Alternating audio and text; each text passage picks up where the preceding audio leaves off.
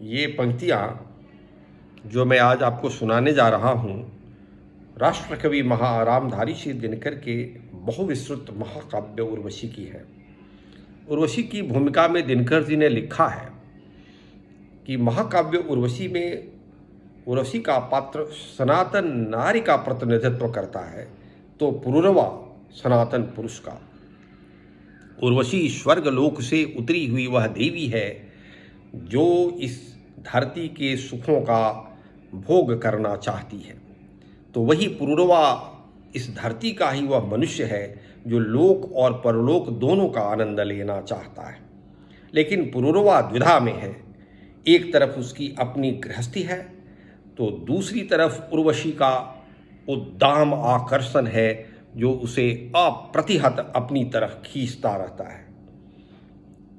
इन पंक्तियों में पुरुरवा और उर्वशी का संलाप है और पुरुरवा का कथन है, कौन है अंकुश इसे मैं भी नहीं पहचानता हूँ, पर सरोवर के किनारे कंठ में जो जल रही है उस तृषा उस वेदना को जानता हूँ। आग है कोई नहीं जो शांत होती और खुलकर खेलने से भी निरंतर भागती है। रूप का रसमय निमंत्रण या कि मेरे ही रुधिर की वाणी मुझको शांति से जीने न देती। हर घड़ी कहती उठो इस चंद्रमा को हाथ से धर कर निचोड़ो, पान कर लो यह सुधा में शांत होंगी। अब नहीं आगे कभी उद्भ्रांत होंगी, किंतु रस के पात्र पर जो ही लगाता हूँ अधर को, घूंट या दो घूंट पीते ही न जाने किस अतल से नाद यह आता। अभी तक भी न समझा दृष्टि का जो पेय है वह रक्त का भोजन नहीं है। रूप की आराधना का मार्ग आलिंगन नहीं है। टूट गिरती हैं उमंगे बाहुओं का पाश हो जाता शिथिल है। अप्रतिभ मैं फिर उसी दुर्गम जलधि में डूब जाता। फिर वही उद्विग्न चिंतन, फिर वही परीक्षा चिरंतन। रूप की आराधना का मार्ग आलिंगन नहीं तो और क्या है। स्नेह का सौंदर्य को उपहार रस चुंबन नहीं तो और क्या है। रक्त की उत्तप्त लहरों के परिधि के पार कोई सत्य हो तो चाहता हूँ भेद उसका जान लूं। रक्त की उत्तप्त लहरों की परिधि के पार कोई सत्य हो तो चाहता हूँ भेद उसका जान लूं। पंथ हो सौंदर्य की आराधना का व्योम में कोई, पंथ हो सौंदर्य की आराधना का व्योम में यदि शून्य की उस रेख को पहचान लूं। पर जहाँ तक भी उड़ूं इस प्रश्न का उत्तर नहीं है।